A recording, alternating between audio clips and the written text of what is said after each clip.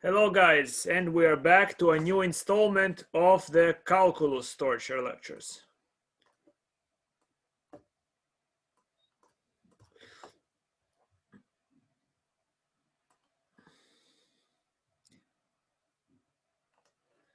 Okay, so please turn on the camera as if it's convenient for you, so I can look at you and it's not boring. Good, let's begin guys. So what have we covered on Tuesday? We have observed, first and foremost, that we have several types of functions. The simplest type is where you only use addition and multiplication. Those are called polynomials. Good. The next level of difficulty is you now allow to use quotients. You are allowing to use division. Now, do you remember that if you have to use division, you can reduce to the situation where you use division exactly once? Yes? Do you remember that, guys? That's because you can write, you can really realize that when you write the scalars, that for example, if you have 1/2 plus 2/3, right? You have two instances of division, you can simply find a least common multiple, add them up, and then the result is that you use division only once. And that gives us the understanding that we have rational functions are polynomial divided by a polynomial. Do you understand that? The significance is not just that it's a polynomial or a polynomial, but what operations you are using. And then the next level of difficulty is you are introducing different roots, square roots, cube roots, and those are going to be called algebraic functions. Good, guys? Do you all see that algebraic function is the biggest category, right? If so it's our galaxy of functions right now, right? It basically every polynomial is an algebraic function. You agree? Because polynomial only uses at most two operations. Algebraic function allows you to use more. So you are within the scope of using all the algebraic operations, okay? Every rational function is algebraic, but it's obvious, well, hopefully it's obvious enough by now that algebraic functions is a bigger category. It contains square roots, and square roots cannot be simulated with just addition and multiplication. Or can they? Good? Or can they? That's the question, guys. You have to think, what is it that happens when you take a square root? Good? Maybe in your calculator, you put square root of 5 and numbers are spat at you. What are those numbers? How are those numbers generated? And if you do programming, you might realize that a computer only adds. And if you can add, you can simulate multiplication. Do you understand, guys? So then the question is, maybe everything is a polynomial. Good? I hope you understand that central theme, why we consider polynomials. That's part of what we talk about when, like Nicole, she asked me on the first day, what's calculus? Okay, calculus is this idea that you're going to figure out a simple instance of something and apply it many, many times to understand complexity, okay? So when we study lines, when we study curves, we will try to begin with the study of the line, because line is the simplest curve, and try to see how lines can talk about other curves, okay? When we study areas, we will speak about the humble rectangle, because that's the simplest instance of area that we understand. Good? That's what we do all the time. So when you simulate sound waves, you think about the simplest instance of a wave and how do you build more complex waves out of them. So it's really, calculus is like playing with Lego. Good? So let's begin the game. So this, guys, should be very quick limit for you. We will prove later on that limit laws, well, we won't exactly prove because we will not go through the proof of limit laws, but we will prove we give some intuitive reasoning for why the limit of any root is really the root of the value approached. Okay, so in most instances in our big galaxy of functions, limits don't seem to do all that much just yet. So here is the solution to this problem, guys. Look at it. It has to do with your comfort with algebra. If you have, this should look to you like, A minus B. Do you agree? A minus B. This is a number minus another number. Doesn't matter how this other number is built. It's A minus B. And there is a root, and we don't like roots. They're strange to us. So what do? We know this, hopefully, right? You're aware of this situation. You know that A minus B, if I multiply it by A plus B, then the result will be the square of first number minus the square of the second number. Good? And why do I want this? This situation is because if I square the first number, I get rid of the square root. You with me? I want to get rid of the square root because then it impedes my calculations. So what do? Look at it. So this is my A and this is my B. I multiply by A plus B to get this difference of squares. But I cannot just wantonly multiply something in the numerator. I change the expression when I do so. So I divide by that same thing. You understand? Now, a lot of people have this thing about it, right? So even that was asked about it in the morning. So why don't I just cross this out? Why, if I just multiply it, why don't I just cross it out? Well, you can, but that defeats the purpose. You understand? You introduce this expression so that you can work in the numerator. You had a goal, guys. You understand? You have to, in mathematics, you have to go above the ground, not be worms, but be birds. Fly and try to see where you're going.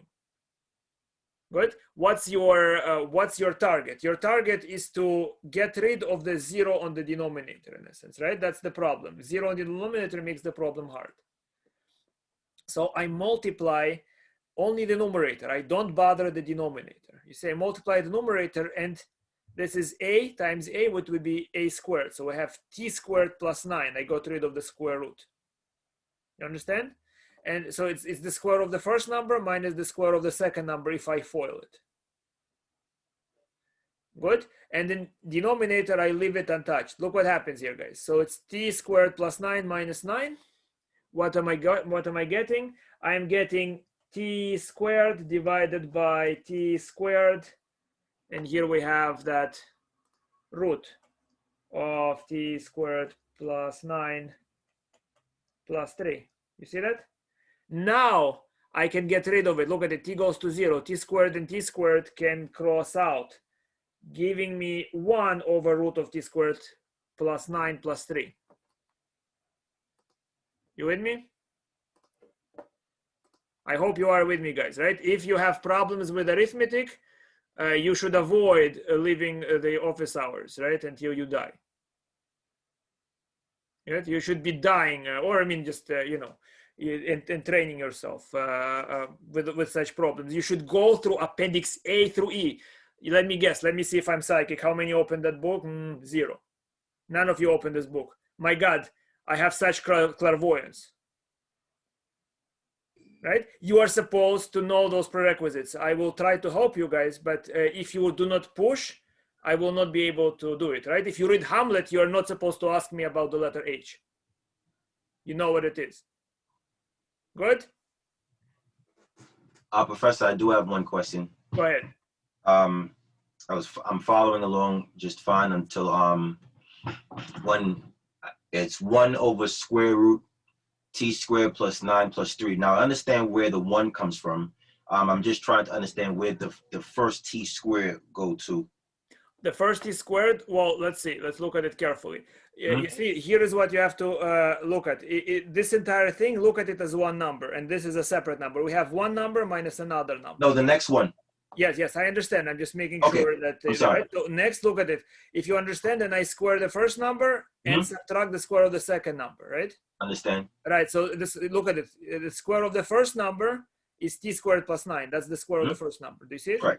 You see, I just get rid of the square root and I see T squared plus 9. So I just have this, the square root squared gives me T squared plus 9. Yes? Understood. And this second 9 comes from squaring the 3. Squared, yes. So it's minus 3 squared, right? And now 9 minus 9 is 0. So now we are left with T squared in the numerator again, right? We're left with T squared. And here we have a T squared on the bottom, in parentheses, root of T squared plus 9 plus 3, right? And now we have T squared over T squared crosses out to 1 because T is not 0. T Got it. Okay. Good. Right. That's where. That's where we get this 1. Wonderful. I got it from there. Wonderful, wonderful, amazing. Okay, guys, and then we push t going to 0. There is no problem anymore. It now becomes 9 plus a perturbation. Perturbation means small interference, close to 0. So it's really like root of 9 plus 3. Root of 9 is 3 plus 3. We get 1/6. Good? Here I describe another technique of doing it, but I will not torture you at the moment with that other technique, okay? But what you have to do is just recognize, well, I will give you conjugation that you might not be familiar with. We will do this problem with not just root, but with cube root and higher powers, right? And we'll learn how to do that later on. So you have to understand what you're trying to accomplish. The problem was we wanted to get rid of the 0 on the denominator. That's the reason we were not able to calculate limits so quickly. Good. Now let's begin with the next topic, guys. So before I actually do, let me tell you what I am skipping. And you cannot imagine how hard it is for me to do that. I mean, it just breaks my heart, truly. So I look at you and I feel like I haven't given you your rice pudding, right? Like I do not know how you can sleep, or at least I don't know how I can sleep not having done so. So we are skipping the precise definition of limits, which is the way you describe anything pretty much once you go into higher mathematics or even physics, right? So here is that description of the water cannon shooting one particle. And here is that thing of, you see, here is the approximation too bad. It's too wide. And the water squirt is not hitting entirely into the sink, into the pipe. Here it's a bit more concentrated. And here it is very concentrated. You see, here we have the water entering the pipe. So it's very visual and it builds up some, hopefully, some imagination. Where can you get practice on limits, guys? I don't think you visit my website. Right? There's just so much practice. I mean, it's all you can eat. Look at it. Look at it, guys. There are lecture notes which you're supposed to go over. There are previous exams. There are this, guys, advanced calculus textbook where you press and you see you have 3 textbooks to choose from. Advanced, I suppose you can avoid for now. This is the textbook we're using. You can open the corresponding chapter on limits, solve the odd questions. Here is Howard Anton, which also has a lot of exercises, but in particular I included it so you can go and look at the appendix A through E. Good. There is also hand-in assignments. I'm not going to collect them again, guys. Don't ask me when they're due. They are not due, but they are something that it's like your spiritual cleansing. You're supposed to open this thing and you're supposed to solve them until you feel that you washed yourself, right? Like the problem is that when I don't do mathematics, I feel like I haven't showered. That's how I feel, right? It's not if I enjoy or not. It's like when you don't shower, you feel very yucky. So you should feel the same way, sinful and yucky when you're not doing those problems. Here is some problems for limits. Go ahead and do them right away. And you should, because I don't hear questions about it, I know you're not doing them. Not good. Back to this, guys.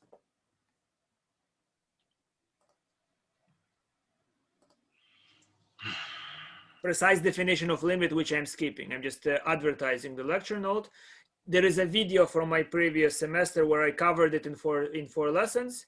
I just realized it's just impractical, right? In 4 lessons, people still don't understand it.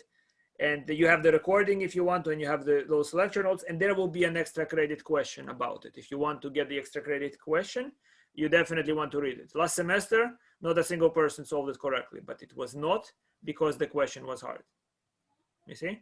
It's not that the question is hard. I'm not really giving you hard questions. It's because they just don't understand. Okay, it's very different. You don't follow steps. When you say, what are the steps? You're not doing mathematics. You have to think, what is it that you're trying to get? Where are you trying to go? Good?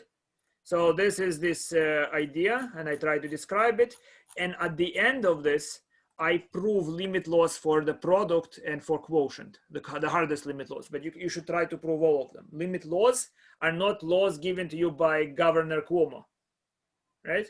Those are laws that are mathematical laws. You cannot violate them, just like you cannot violate logic. Good?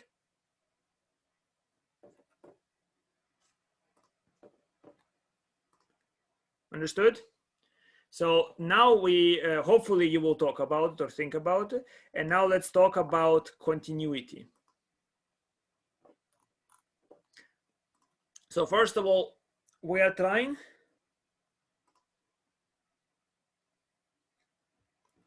okay,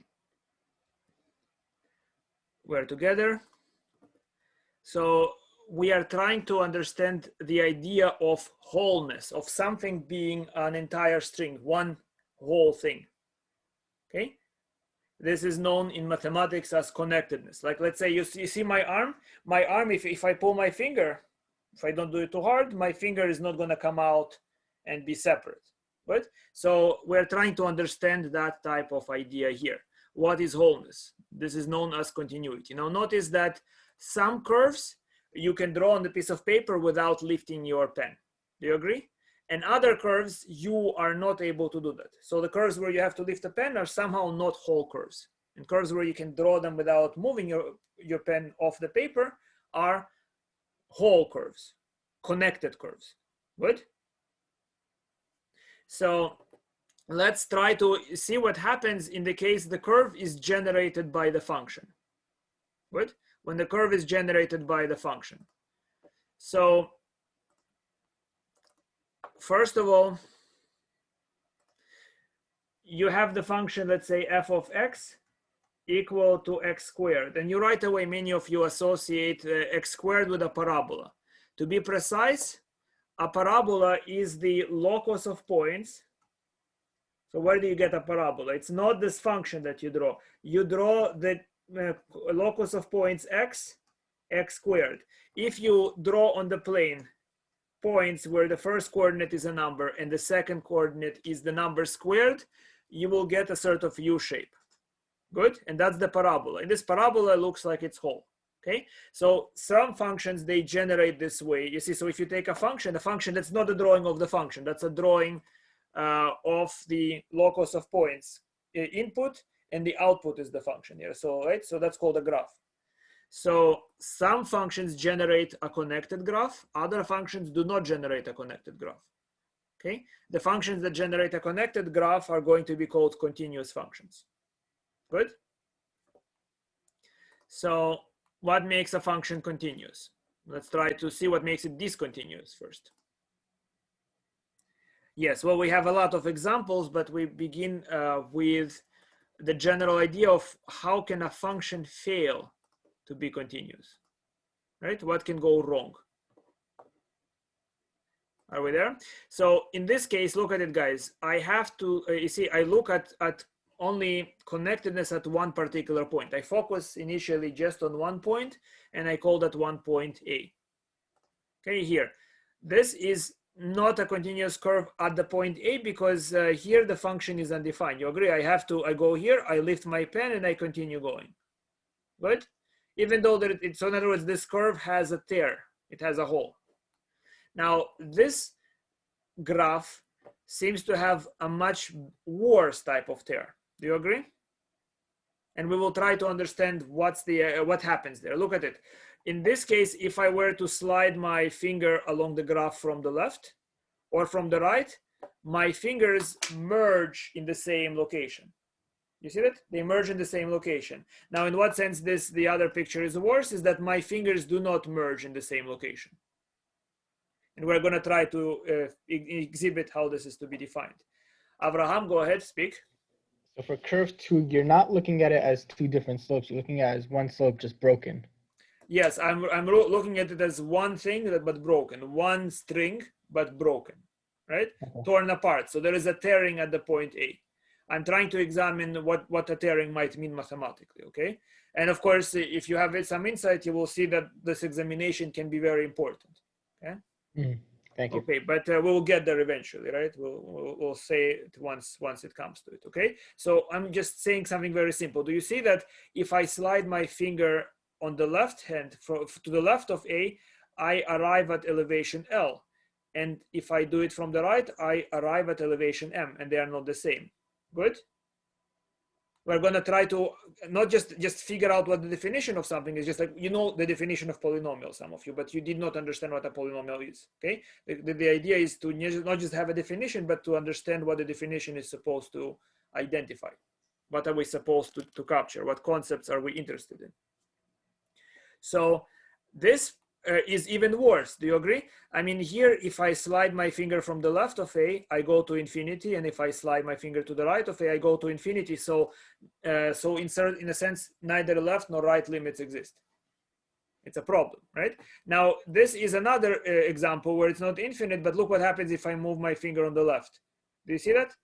The idea of this picture is supposed to convey that you will, as you get closer to A, you will keep oscillating, going up and down, up and down. So the left-hand limit is not existing. It's like this curve has been, what do you call it, creased many times, has been folded many times, infinitely many times, in fact. So the left-hand limit doesn't exist, okay? So this seems to be like the least troublesome discontinuity. Maybe 3 and 4 seem to be like they are causing more trouble. Good? And that's how we think of it. So we are making the following definition, guys. You see, how do we know if the curve is intact at a particular x coordinate A? Well, if I move my finger or my pen to the left of A, towards A, or from the right, the curves, the pens match, they merge in the same location. And look at it, like with my fingers, I'm holding those fingers together, but it's not connected. I can pull my fingers apart, right? It's not fused. The fusion point is that the value of the function is that common contact point. Good? You see that?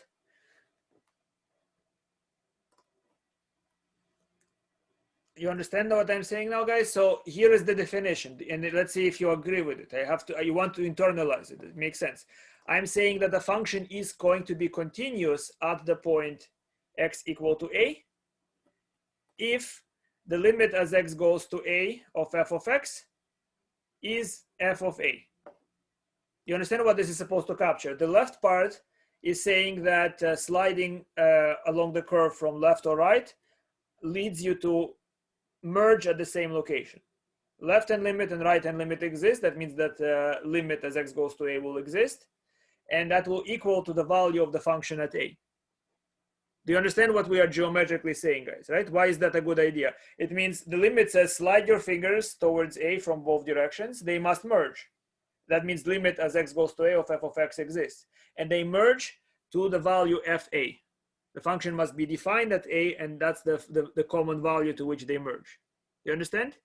From the algebraic point of view of like, what does it mean? It means that limits produce the same results as if you plug in A. Okay, so whenever you see that a limit produces the same result as plugging in a value, that's a point of continuity. You hear me? I just had a notification that my internet is unstable, or maybe it's just me unstable, right? It's good. Good. I forgot to take my meds, perhaps. Good. I should actually show you. You see, there's going to be, I'm going to do interesting attendances, right? So I'm going to try that pilot starting Tuesday, so that you will self-report if you were attending this course in both spirit and physical presence. You will see. I will ask you questions about my basement, for instance. You will see, don't worry. Just do it. Okay. So then we have other notions.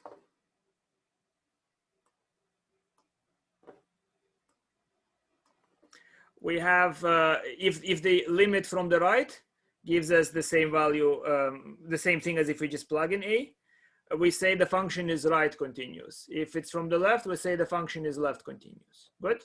Now, the next task is for you to examine where, let's say, function number A, where does it fail to be continuous? Okay, you see this function A, where does this fail to be continuous?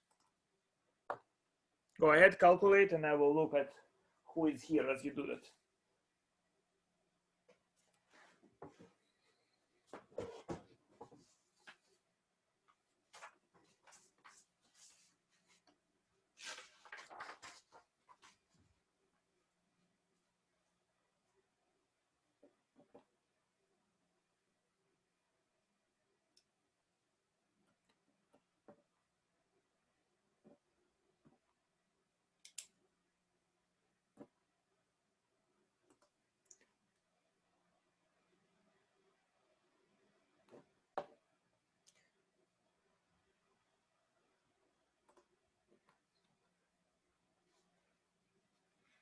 I'm sorry for calling on you guys. You just either answer in words or text. Abrodsky Janie. Is Abrodsky Janie here? Abrodsky Janie. Okay. Afzal Mahrin. Is Afzal Mahrin here?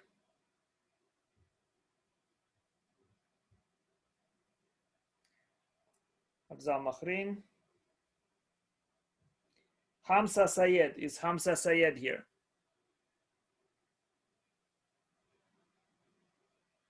Okay.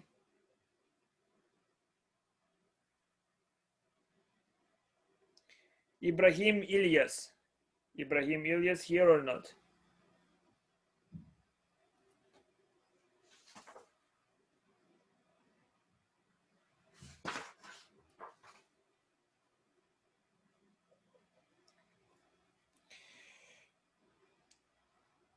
Astar Klichev here or not? Yeah, I'm here. Okay, Astar here. Good, thank you. All right, we're done.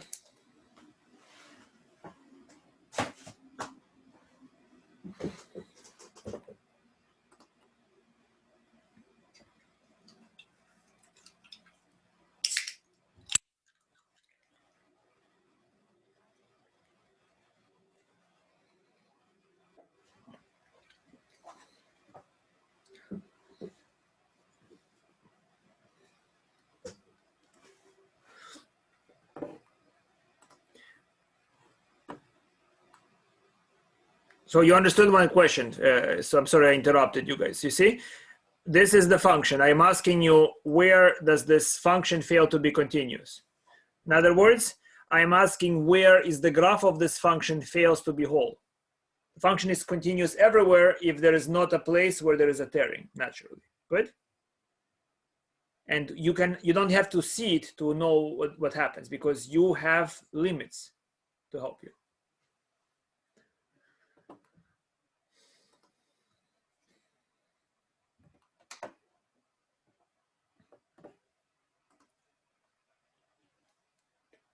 Precisely, Erin.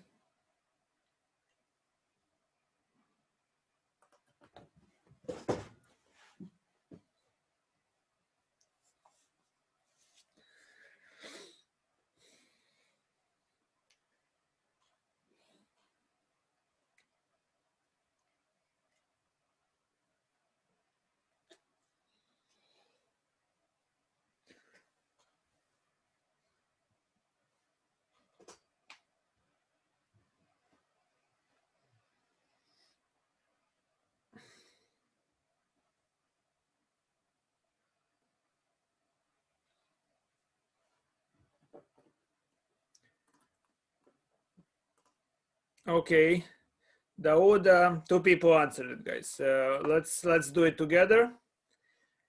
Here is the situation.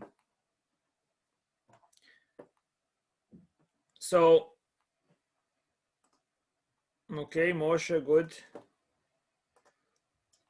So let's look at this expression, guys. Do you see that this is a rational function, right? Do you remember what we figured about a rational function? Anywhere the function is defined, anywhere it's defined, the limit will equal to its definition, right? So if I select any number for which the rational function is defined, the limit will be the same as plugging that number in. You follow me? So the function is defined at 3. I know because of the limit laws that if I take limit as x goes to 3, the result will be the same as plugging in 3. And what does it mean? It means the function is continuous wherever it's defined. You only have to examine places where rational function is not defined. And it's clearly not defined where x is equal to 2. Do you agree? Because that generates 0 on the denominator. Right? The function is undefined where you divide by 0. So the question now, of course, how bad is the discontinuity? If the limit exists, that means that it's called removable discontinuity. There is this touching, but it's not no fusion. You see, the point of fusion does not exist. So it's still torn, but not badly. Yes? So what do? I can factor out and write x minus 2 times x plus 1. Do you agree? I just know that -2 breaks into -2 and 1, and -2 plus 1 is -1, so that's the division. So how to FOIL a factor we can practice if you don't remember how to factor things out, okay? That's another thing. So then divided by x minus 2. I see that I can cross this out when I take limit as x goes to 2. And so limit as x goes to 2 exists. Do you agree? Here, let me show you by scrolling down. Look at it, guys. Do you see what happens?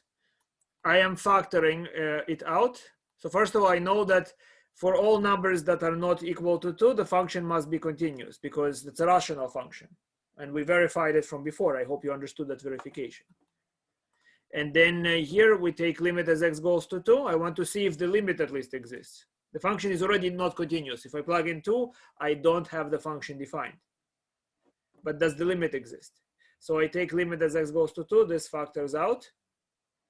And I have x plus 1. Limit of x plus 1 is 3. So the limit is 3, which means we are dealing with a very mild type of discontinuity. You understand?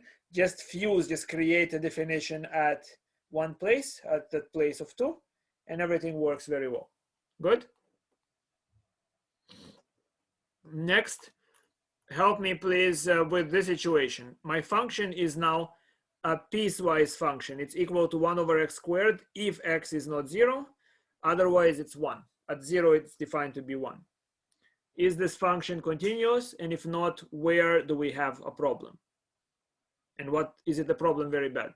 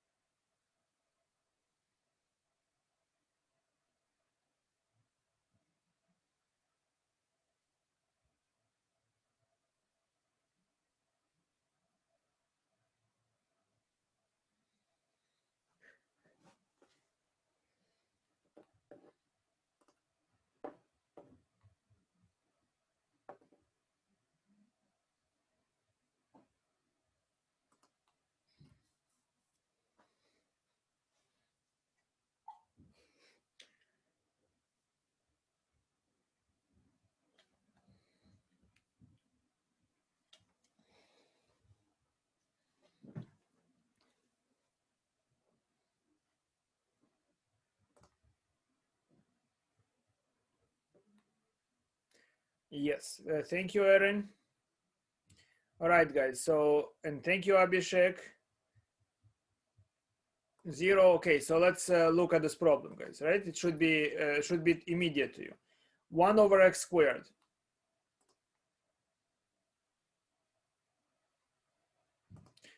Good. 1 over x squared is what? Look at this problem, guys.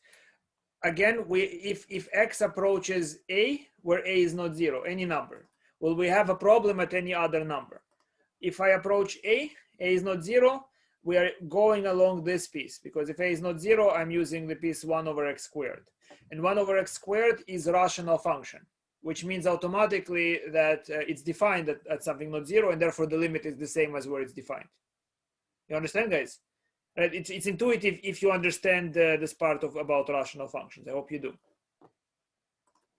So we have 1 over a squared, and that's the same as the value of the function. So it's continuous everywhere but 0. So let's see what happens at 0.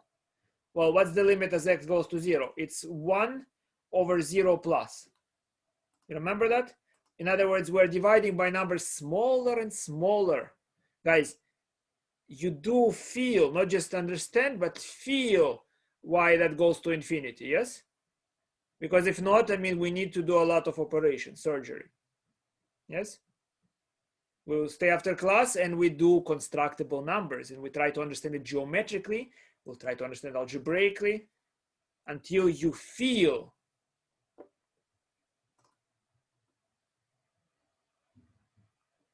Yeah, so the limit does not exist. It's unbounded. You understand?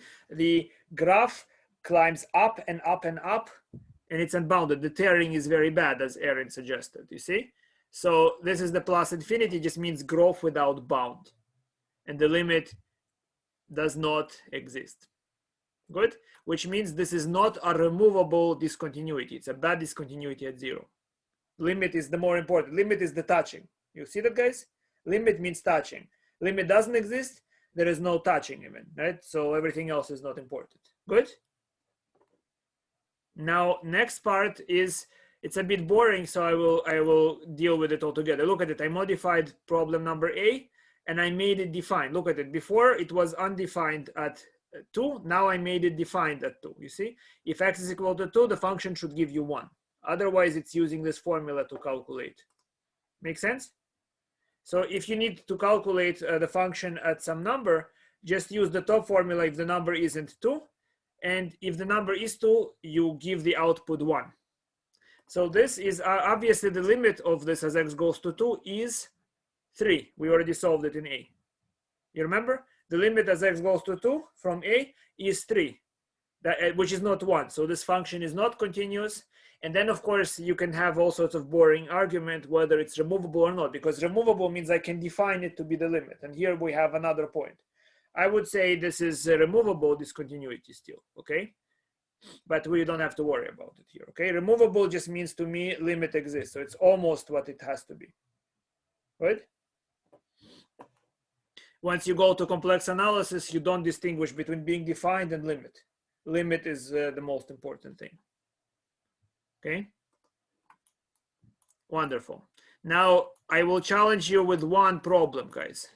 Do you know what is the floor function? The floor function, okay? It's a very important function. It also reminds me of a very strange person I've known. I used to tell him, it looks like your mother dropped you on your head infinitely many times.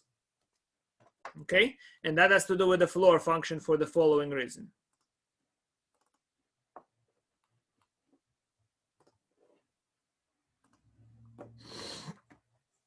So here is what the floor function is doing, guys. Floor function, or the greatest integer function, will select the smallest number just below, the smallest is the biggest integer, sorry, just below x. So for instance, what would be 2.01? What do you think it would be? 2.01 means that you are located between the second and third floor, and you fall to the floor. You fall to 2. You understand? Good. You fall to 2. Now, what is 2.999? Again, 2. You understand? Because you jumped pretty high. You're almost at the third floor, but gravity doesn't care. It will bring you to the second floor. Good? You fall. Okay? Now, what about this, guys? Minus 0.001. What is that?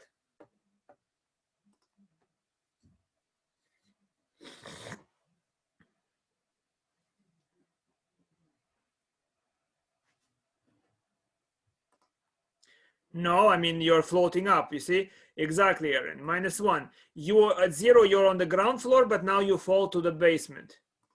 Yes? You fall lower. So that's minus 1. You always fall lower until you reach the floor that's at your feet. Do you understand? Good? So you understand how that function is working, yes? Or do you need another number that I give you?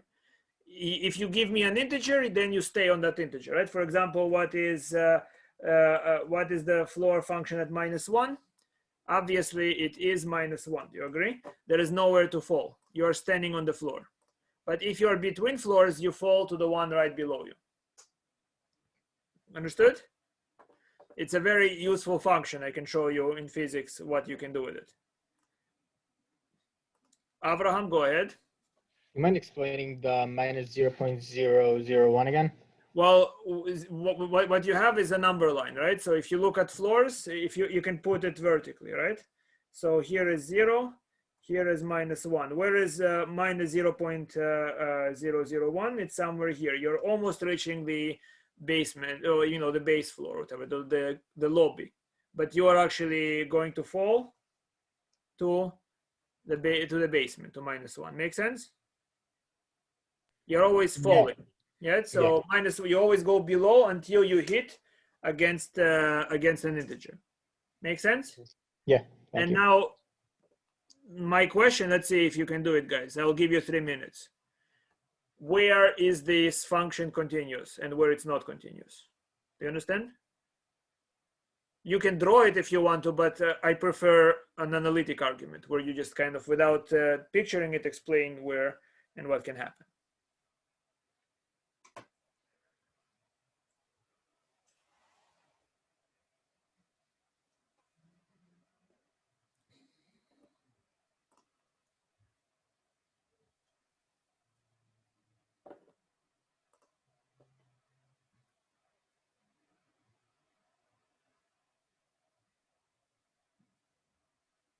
Well, careful, Sophia. You need to specify all the points where there might be a problem. Okay, maybe 0 is one problem, one point where there is a problem, but maybe there are many others.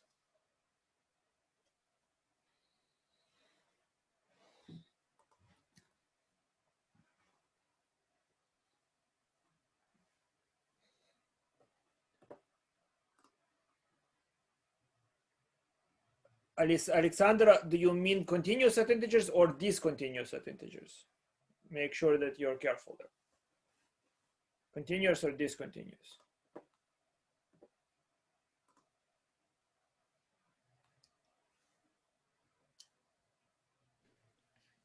Okay, you say continuous, we'll see.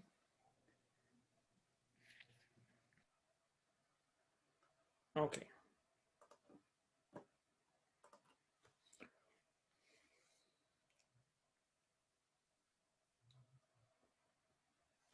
Abraham, go ahead, please.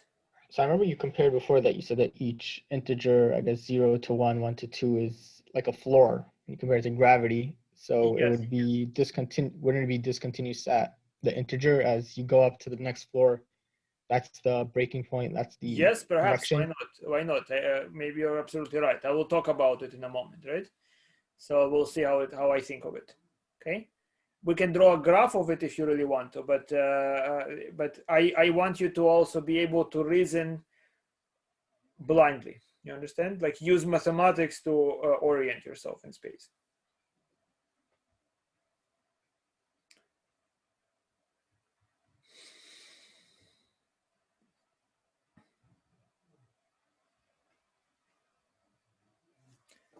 All right, let's begin the investigation.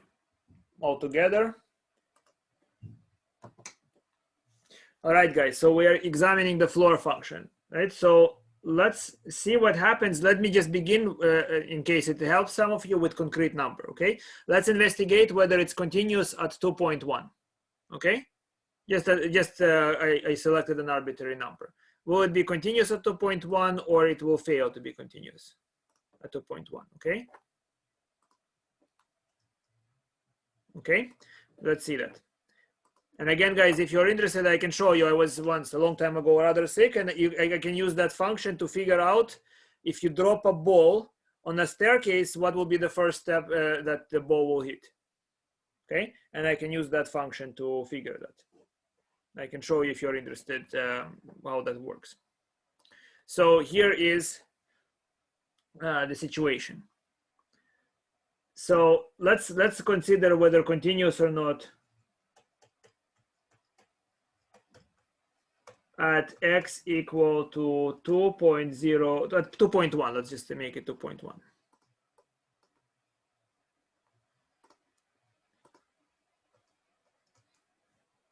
Okay, so first of all, let me examine what is the function at 2.1. Tell me what's the function at 2.1. It's what? What am I getting? Exactly, thank you. You're getting 2.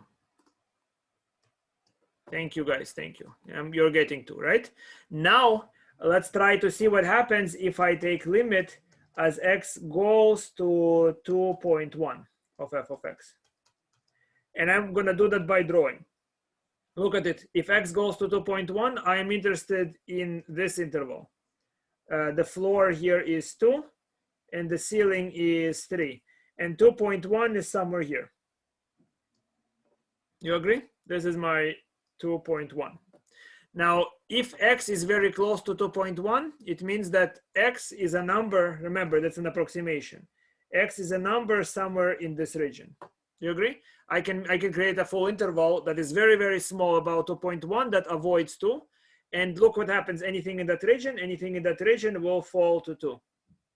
You agree? Any x in that region will fall to 2. So that means that my limit is also 2. So the function is continuous at 2.1. You agree? You see basically what are we doing? What are we doing with limit? We're selecting a number close to 2.1. If the number is close to 2.1, I drew it graphically there, right? Then it's eventually within that red region. But anything in that red region, its destiny is to be 2. It's to fall to 2. Yes? So the limit is just as I prescribed. It exists, and that means continuous. Good?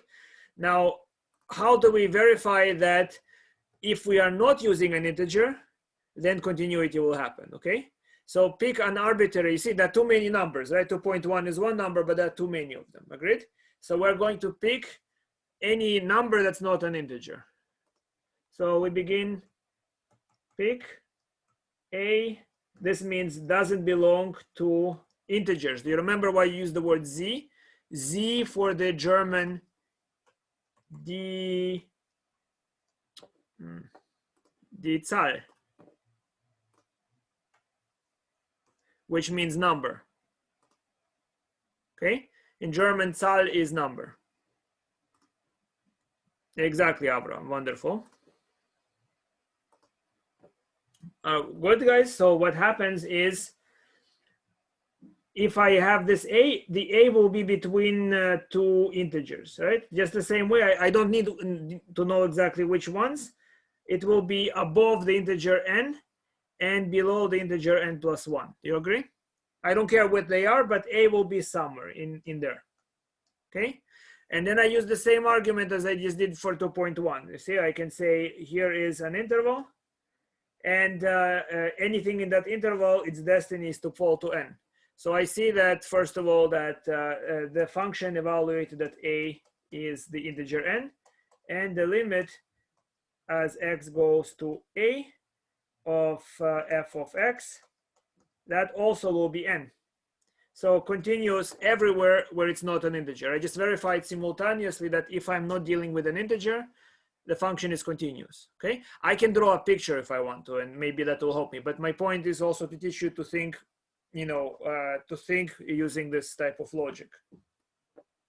You understand? Because for most cases, pictures are very difficult. You would have to really have a good graphic card. Sometimes it's completely impossible to generate a picture. Good, so you reason otherwise. Now let's see what can happen if my number is an integer. So now we're assuming my number is the number n. Okay, if I am dealing with the number n, then I need to consider the drawing. Here is the number that I will approximate. Here is n plus 1.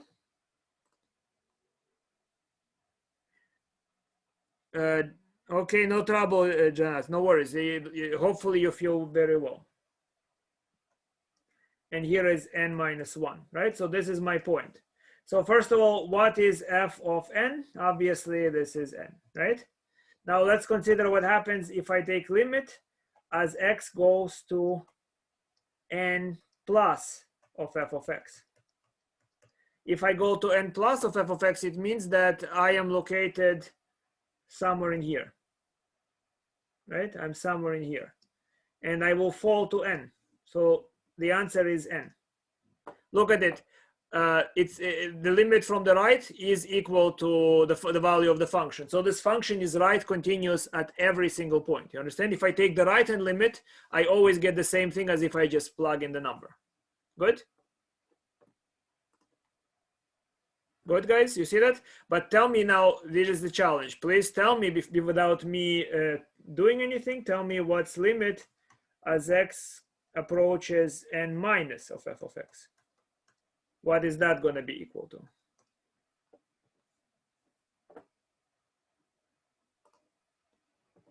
Okay, beautiful, beautiful. It's n minus 1. Because look at it, if I approach from below, it means I'm not quite reaching the nth floor. It means that I am somewhere, here.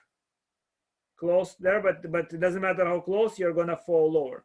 So the answer is n minus 1. So the left-hand limit will not be the same, okay?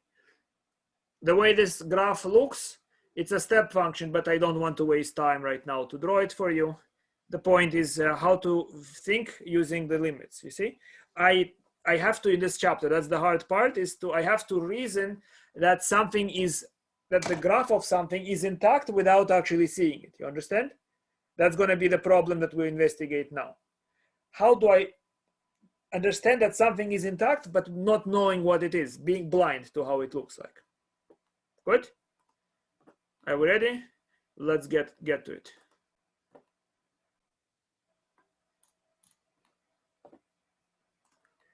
And then we do something hopefully very fun.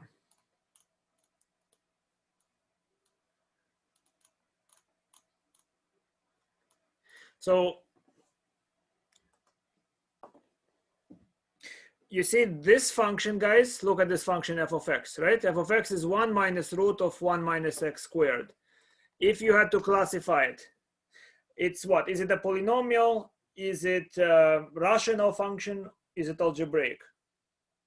What do you think? I'm not gonna go through the details, but let's just see. Is it a polynomial?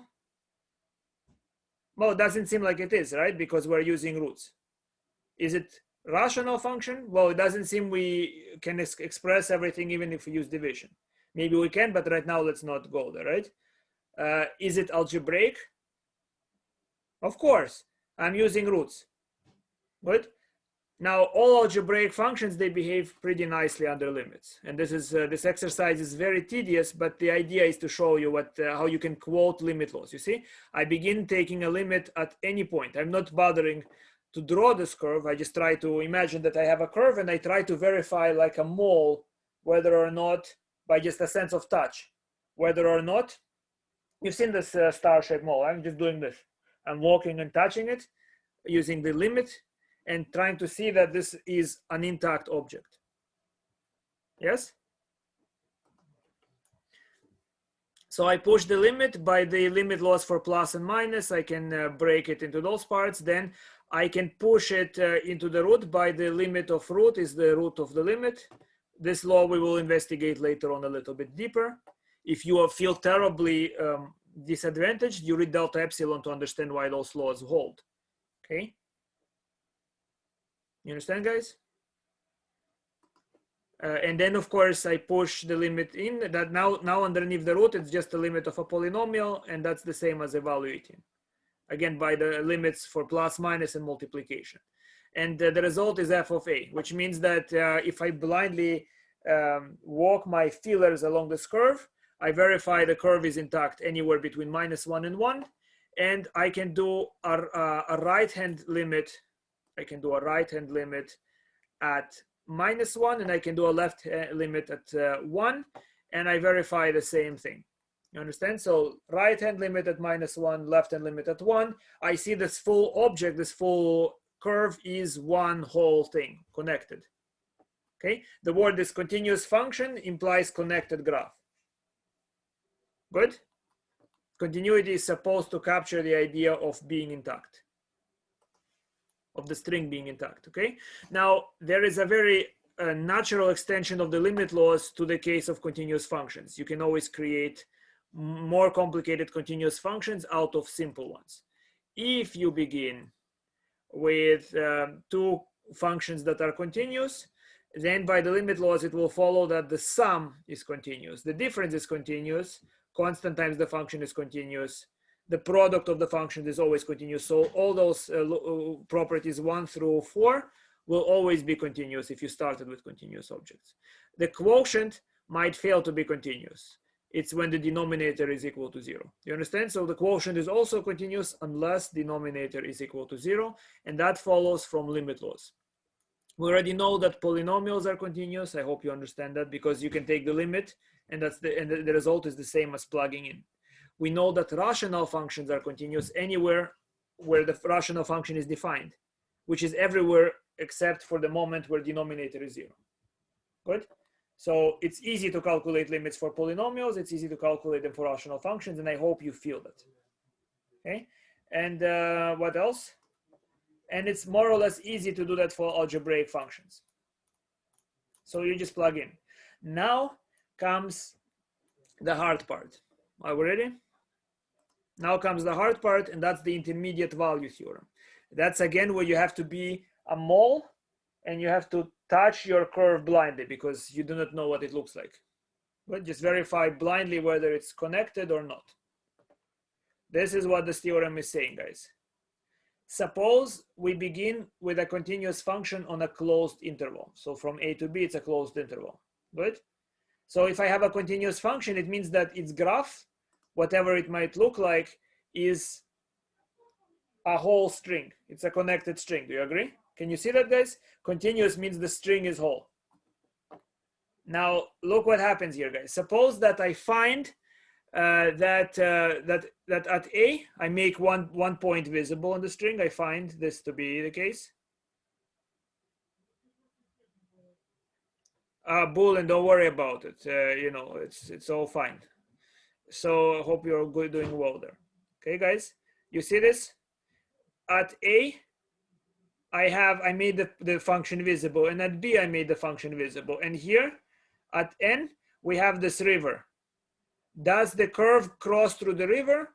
If the function is continuous, the curve has to cross through the river at least once, which means in terms of equation, it means that there is a solution where f of x equal to this number n, whenever n is in between fa and fb.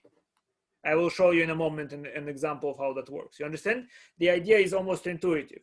Okay. Actually, this thing requires a proof, and the proof is beyond the scope of our class because we have to analyze intimately what it means for something to be connected, and it's very important. So in calculus, we're just going to use it. If you're interested to know it deeper, you take analysis. Okay, and I can have notes on that, and I can explain analysis for you. Okay, so what do we have now? Let's consider how that intermediate value theorem is supposed to be useful. So here is what we're going to try to do, guys. You see this? We want to show that this equation has a solution where it's equal to 0. And the solution exists between the numbers 1 and the numbers 2. You follow? You agree that not if I can plug here different numbers, and if I plug different numbers, I don't necessarily get 0.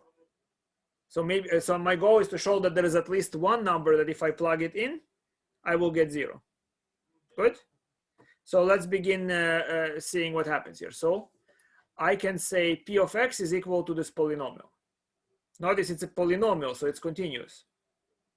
But its graph, although I know it's a whole graph, I do not see it because I haven't graphed it, right? I do not see the picture of the graph. It's an invisible string, but the string is one whole piece. So then let's try to make some parts of the string visible. I plug in 1. If I plug in 1, I get -1, and -1 is below 0. So below 0 means that -1 doesn't work. If I plug 2, I get 12. 12 also doesn't work. It's above 0. But because I have part of the string is below the x-axis, is below 0, and part of the string is above the x-axis, yes, then that means that there must be, by the intermediate value theorem, a point C at which the graph crosses the x-axis. And the point C is between 1 and 2. Do you follow? Do you have the same visual I do? Okay, let me maybe give you a picture of what happened here. So the curve is 4x cubed minus 6x squared plus 3x plus 2. So graph 4x cubed what was it? Minus 6x squared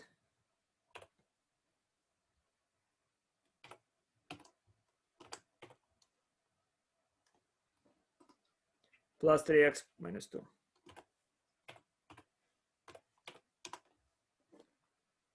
Here is the graph of here I made the full curve visible. You see that, guys? I made the full curve visible. So somewhere, if I zoom in here, I can zoom in here. It's kind of rather flat here, even at the pretty high zoom.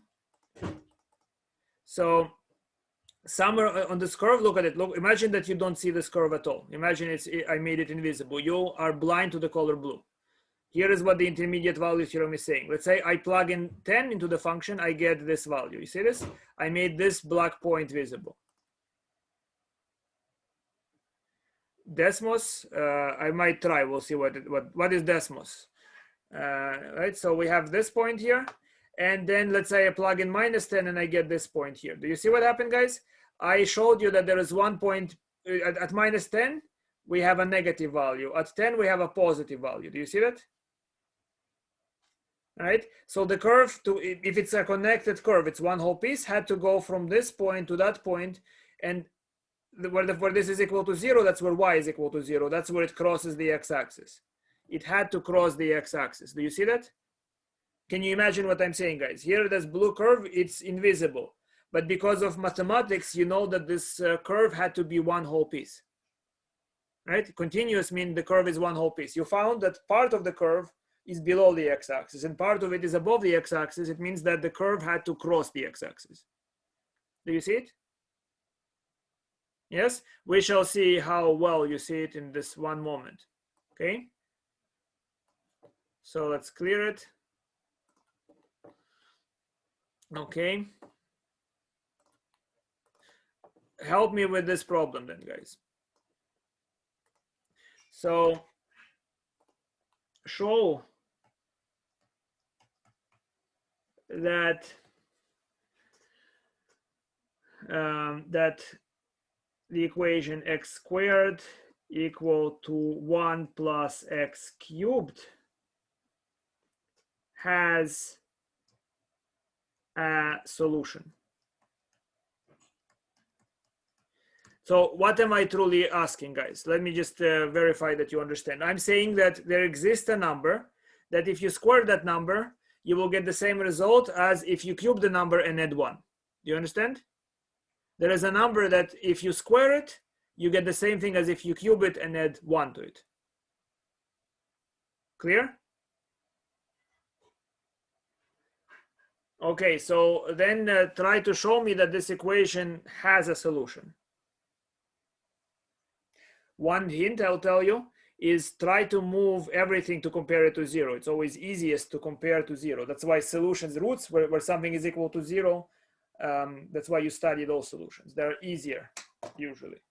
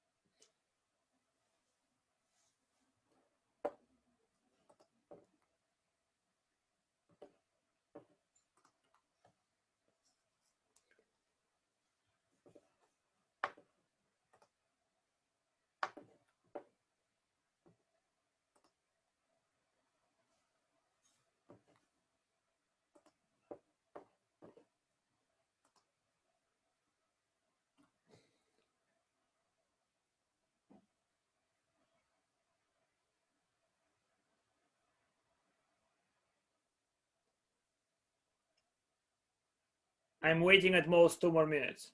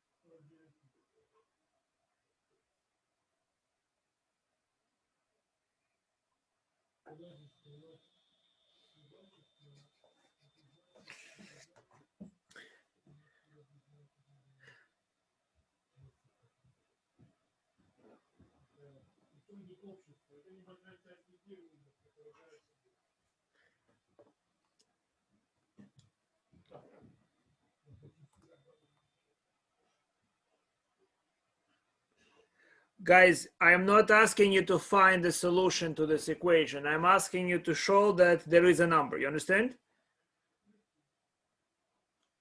It's a sort of existence problem, right?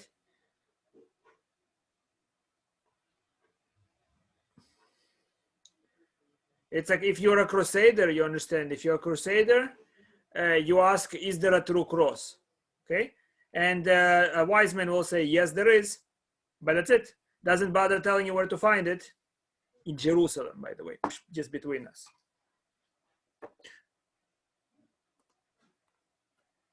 Understood?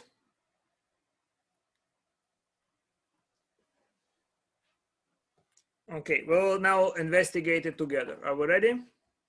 Here is what happens, guys. Look at it. This equation is the same as the equation x cubed minus x squared plus 1 equal to 0. You see, I prefer to compare to 0. You agree? If I find a solution to the equation below, I found the solution to what we have there. Good? Now let's see what happens, guys. Look at it. So I will say that p of x equals to x cubed minus x squared plus 1. And this is, well, this is a polynomial. And a polynomial is continuous, which means that the curve that it generates must be intact, must be connected. You with me? You see what I'm reasoning, guys? You see? I'm thinking, okay, this equation is like a polynomial equal to 0. But a polynomial has a graph that is intact. And then I can see what I can plug in here, right? If it's intact, let's see if I get 0. So, okay, let me try plugging in minus 1. I plug in minus 1, and what do I get? I get minus 1 plus 1, which is minus 1, which is less than 0. Now, what happens if I plug in 0? I get 1, which is more than 0. Do you see? That means that I know there must be a crossing between minus 1 and 1 by the intermediate value theorem. Do you agree? Let me, and some of you actually were so nice to try to find the crossing. But that's not what I asked. You understand? Let's try to graph this thing. So it's what? It's x cubed minus x squared. X squared. 1 second. Give me a moment.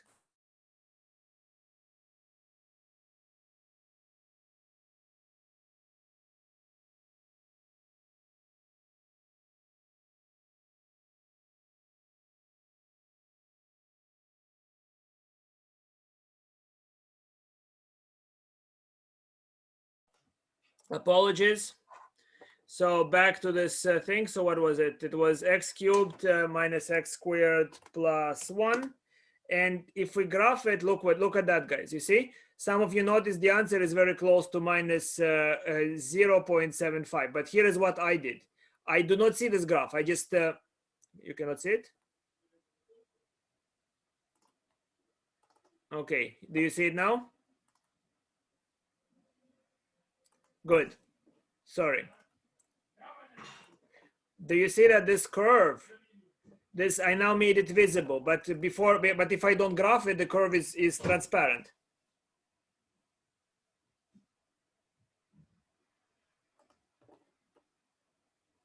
Good. This curve is transparent. What did I do? Look at it. I plug in 0 and I get 1. Do you see that? At 0, you see where this floating point is? That's the point I made visible. The other point I made visible is at -1. At -1, the point is equal to -2, I believe, or something like this, right? So because there is a point below the x-axis and a point at 0 above the x-axis, between them the curve had to cross at least once. Do you understand how that idea works? So it doesn't tell you where the crossing is happening, only that a crossing will happen in a particular interval, and at least one crossing. It's an existence theorem. Yes, I'm not solving, and many times I cannot solve. I'm not outright solving. I'm just saying that there is a solution. I can use this technique. It's not a good technique to actually solve. It's a good technique to show that something exists. Okay, I can show you why this idea is useful and important, but we'll talk about that later. Good. Talk about it a little bit later. No, I didn't ask you to solve. Okay, so then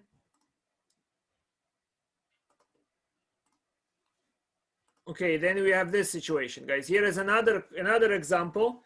Just quickly set it up and see what will happen here. So show that the equation cube root of x equal to 1 minus x has a root, has a solution. Okay, see if you can do it for this problem.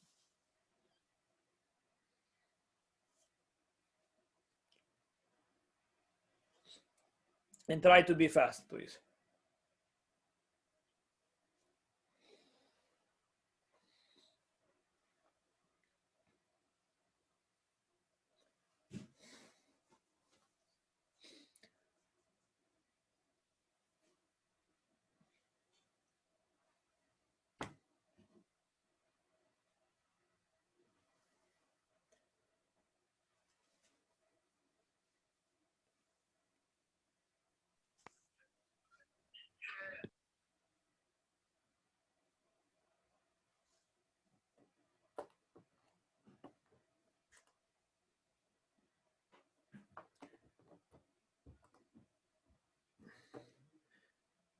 And again, guys, show me your faces if it's not very inconvenient to you. We need to maintain good presence. Kevin, go ahead, please speak. Kevin.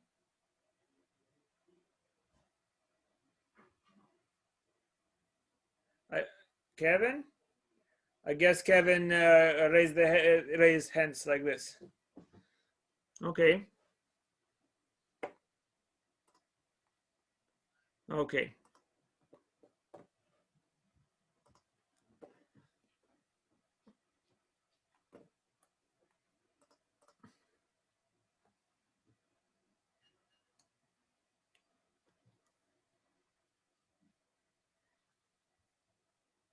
You understand what I'm asking you to do, guys? Yes, I'm only asking you to show that there is a number, not what to find it, to show that there is a number that if you cube it, what you will get is 1 minus the number.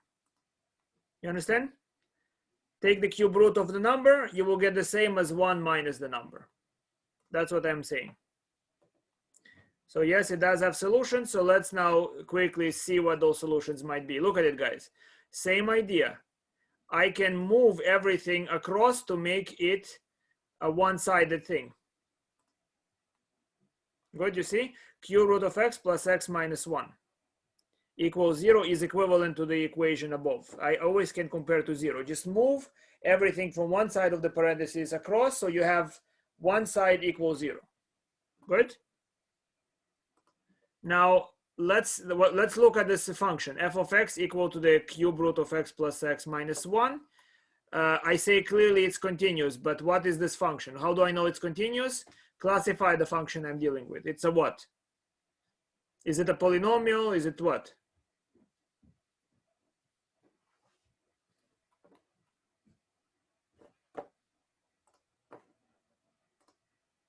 algebraic. Yes, and algebraic functions are continuous wherever they are defined. This function is defined everywhere, so it will be continuous everywhere. Cube root can be taken of any number, or so we presume. Good? We can talk about roots as well, but we might do that later. Good? So the cube root of x plus x minus 1 is 0. Then we plug in 0. Let's try 0. 0 gives us minus 1, which is less than 0. And if I plug 1, I get 1, which is bigger than 0. So you see, if I got one number less than 0, one number bigger than 0, where did you go? You disappeared. Then I must have some number, at least one, that gives me exactly 0. Do you understand? Maybe there are more than one, but at least one should work. Good? And you can try. Let's see if we can. There might be many possible values. Abraham, what do you want to ask?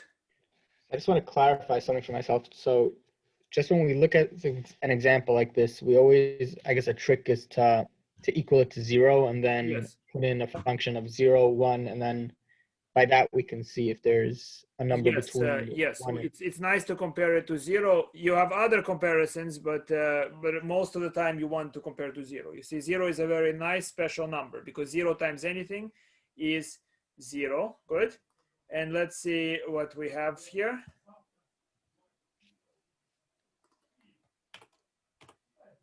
Okay, that was what the function was.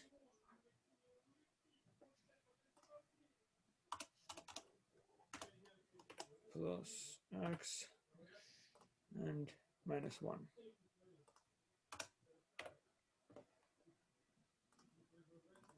Okay, can you see my screen?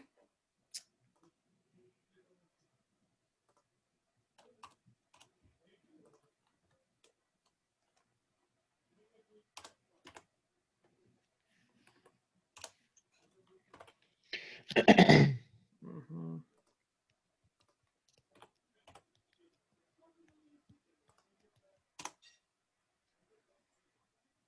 Here is the graph. You can see that the number is somewhere between 0 and 1.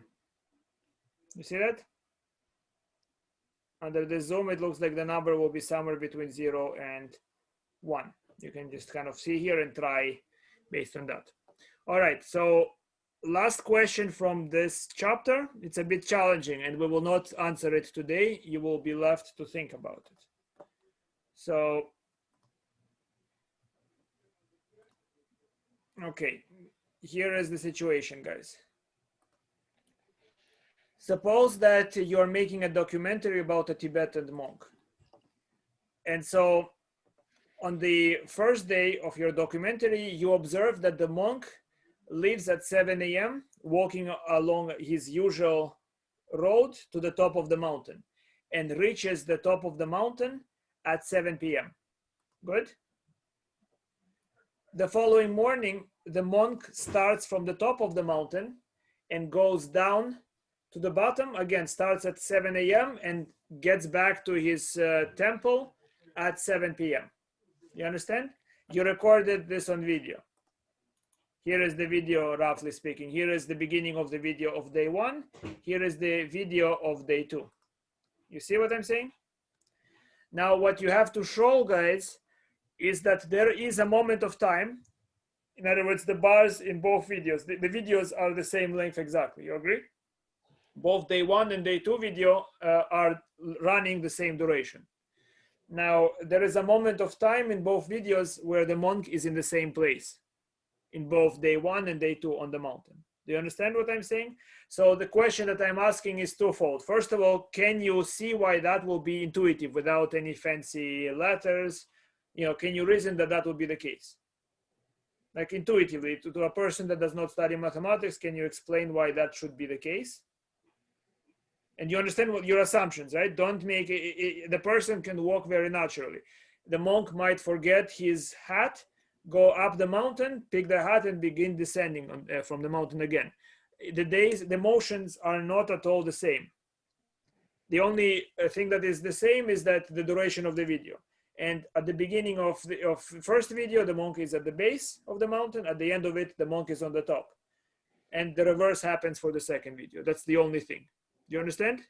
The question is to argue that there is at least one moment of time where the monk is in the same spot on the mountain at the same time. Clearly, that's not 0. At 0, they are at different places, right? Where is it in the middle? At 1, at the end of the video, they again are in different places, right? At the end of the video, of the first video, the monk is at the top, and at the end of the second video, the monk is at the bottom. The middle point, well, you see halfway, guys. So you're using some symmetry that doesn't exist. Maybe the monk was very slow. He was talking to his friend, and then in the last second, he ran down the mountain, or maybe rolled. The emotion is not the same. How can you conclude in the middle? You're having some sort of symmetry in your head. You like symmetry, so you're drawn to a half. No, there is no way you can say at which moment. You can only say that there is always a moment. No matter how the monk moves on the first day, no matter how the monk moves on the second day, there must be a moment. The moment is different depending on the motion. It could be halfway, it could be anywhere else, right? There could be many points, but there is at least one moment when the monk is in the same place at the same time in both videos. Do you understand the question? So think about it until the next class. The total distance and the total time is the same. Total distance depends what you mean. The same path. I mean, I can go back and forth. You understand? Guys, you understand that you can go the same path many times over. You can go back and forth. You can be stationary for a while and then begin running. You don't have to move in the same way. You move entirely naturally. Good?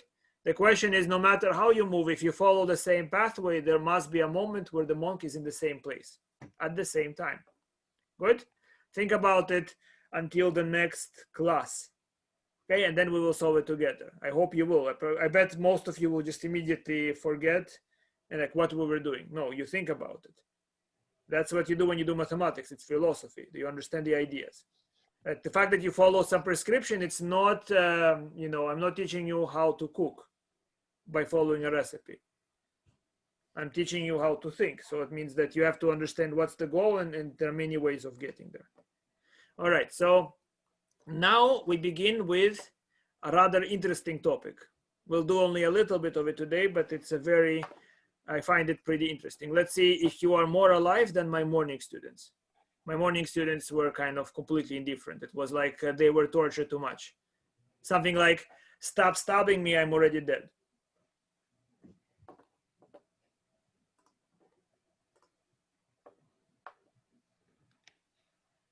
Limits at infinity. So you already know that I'm a very nice fellow. Now, I would like to help you. Do not Google, guys. I mean, my God, you have Google for brains. Google, right? Google the question. Sure, you can Google the question. What's the point to you, right?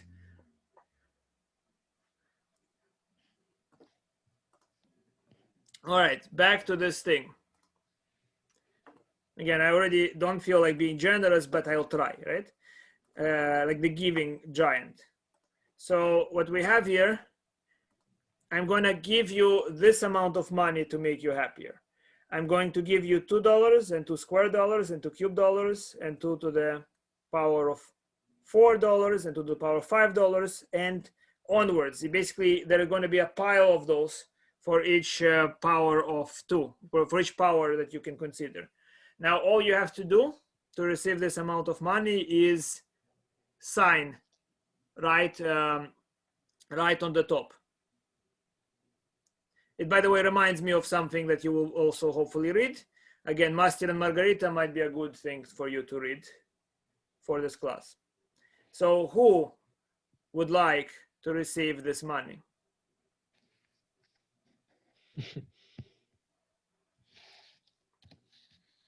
Okay, let's see who is brave here. Abraham, well, good. I will remember, and I see your face. So I'll definitely give it to you. Who else? Nicole, you don't want anything?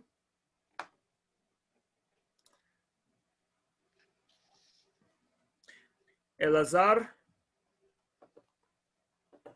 your name means God helps, you know? So do you want? What? Hmm? Yes, I want. My mic is Eat it. You want the money? No, I'm good. I won't get it anyways. Not after the Master and Margarita. So you see, some of you already read Master and Margarita, which I will send in the link suggestion for you to read this book. Okay, we'll see who else here. My God, guys, what are you staring at me like orphan children?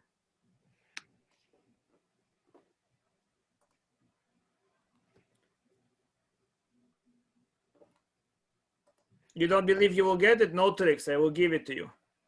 No condition, I will give it to you. Just ask for it and you will get it. You don't believe that? It's not a belief. You see, we're not in a theology class. It's mathematics. Do you want it or not?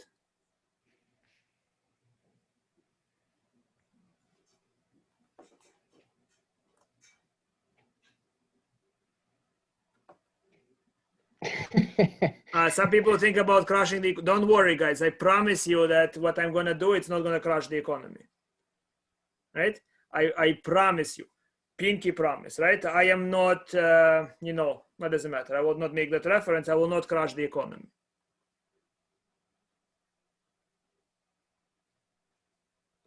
Okay.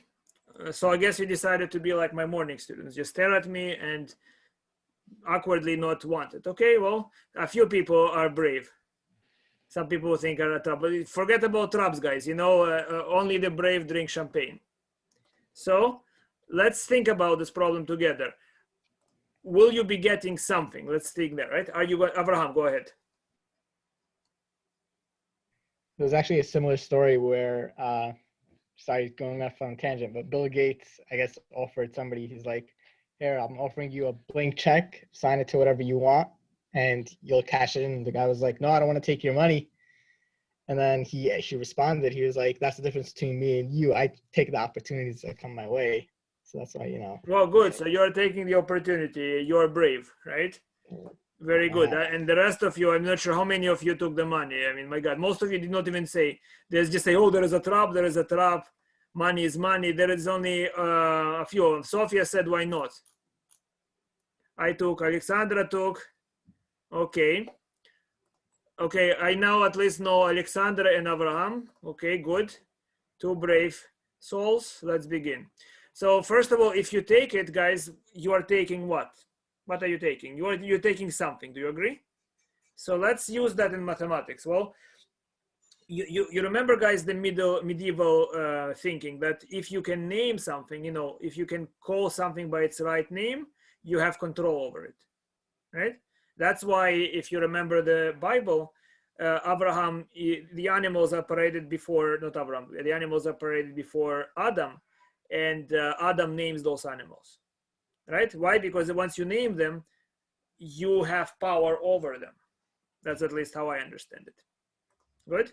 So let's begin by naming it. So we will say you're getting something, Abraham and Alexandra, right? Now, what is it that you will be getting? So you look at it. Something is 2 plus 2 squared plus 2 cubed plus 2 to the 4th plus 2 to the 5 onwards.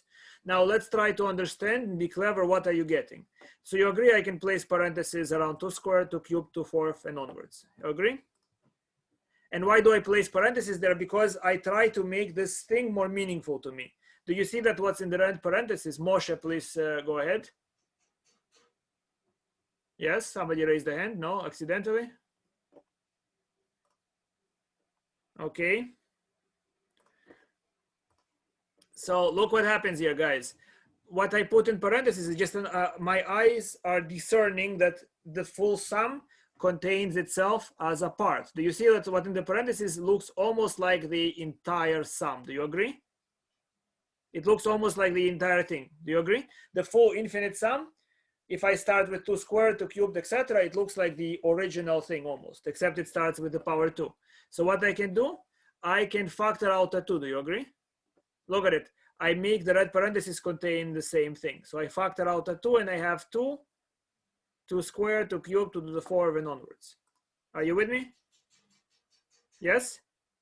Guys, you understand how you think of it, right? It's not like you learn it or you follow steps. You understand why I thought of it, because I look at this thing and I try to see some pattern, and I see that the full sum seems to contain itself as a part because it's infinite. Infinity is a bit scary, you might say. So I factor that too, and what I have in the parentheses looks like the original sum, and look how I reduced it in complexity. It means, guys, it means that S is equal to 2 plus 2 times S. What you're getting is something is equal to 2 plus 2 times something. Good? Now let's solve that equation. If you solve that equation, it's simply S equal to minus 2. So that means that what you're getting, Abraham and Alexandra, is $2 to give me. You owe me $2. Right? And to understand again, so what it is about, you need to, and some of you, maybe you know that you do not ask anything from the devil, right? So for that, you will have to read Master and Margarita to understand a bit better. It's going to be one of your assignments. So the answer is minus 2. Anybody has any objections about this answer? Do you understand how I obtained it? I obtained it. In mathematics, you have to reason at once very cleverly and very simply.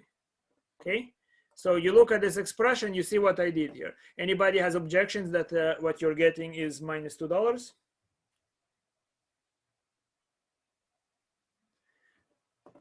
It didn't look like it, or did it, guys? Do you have a sense of numbers enough to be surprised, or no? So here is the situation. Some of you might have objected that there is another solution. If you have infinity, infinity seems to be equal to 2 plus 2 times infinity. Do you agree? So isn't infinity also right? And this is the thing. If you go and study mechanics, if you study branches in physics, you see that nature will twist and turn like a worm, like an earthworm, to avoid infinity from coming up. Do you understand? Infinity is supposed to be somehow banned, not there. Okay, and that is the basis of many ideas in physics, as let's say this idea is. Okay, guys, here is another question. You have 2 astronauts, they're in space. One astronaut is very bulky and strong. Another astronaut is scrawny. They're going to pull a rope, and the rope is 0 mass. The rope is of 0 mass. Do you understand what I mean? The rope weighs nothing at all, not just weightless, but actually has no mass. Whatever that, if you don't believe that such things exist, imagine that it has very, very small mass, extremely small mass, okay? Not having a mass, maybe it's complicated for you to grasp, but imagine it's very, very, very light on mass. Good?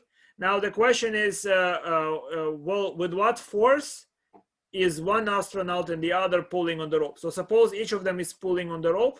One astronaut, the A astronaut is the stronger guy, the B astronaut is the weaker guy, they are pulling at the rope. With what force, what is the relationship between the two forces? What do you think? And I don't mean, you don't need to tell me a number, just who is pulling harder? Or can anybody pull harder here or not? Is astronaut A pulling harder if he is stronger?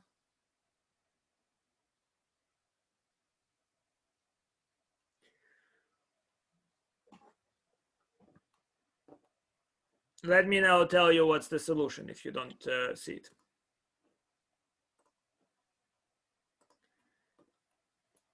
So look at the situation, guys. The Newton law is telling you that the force, the net force applied to the rope is mass times acceleration. Do you understand? It's mass times acceleration. So Fa minus Fb will be mass times acceleration. That's the net force acting in the direction of the stronger astronaut.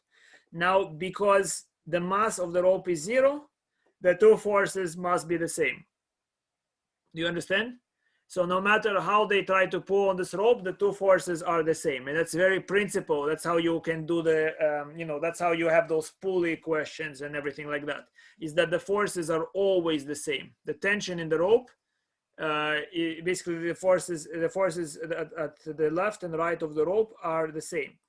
Because the other possibility, the only thing that you see, any number times 0, the rope cannot accelerate because m is 0.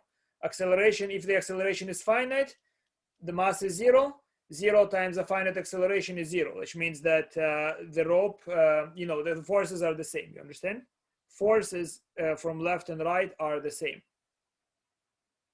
You with me? So that's very important to understand why multiplication by 0 makes it 0, because if it's not true, then what I'm saying is nonsense, right? And another thing you might say, the only possibility for that not to be true is that acceleration is infinite, but that seems to not happen. Good? So that's what I'm saying. So if the summation, if you're getting something from that summation, I will claim that what you're getting is -$2. I did not ruin the economy, I hope, as I promised. So what we do now, guys, we are going to stop the recording. And if you are not staying with me, I wish you a very happy weekend, a weekend full of arduous labor, doing calculus, doing the problems, right? And those that decide to stay and spend some of that time right now, then we do the office hours. And we are going to do, as always, as tradition dictates, we are going to do a what, when, where problem. Yes? One what, Thank when, you, where problem. Professor. Yes. Yes. Okay. There is one that I am going to do for probability students because it's about counting. But with you, I will do right now, who knows what problem. We'll see what we have there. Good? Getting ready? All right, guys.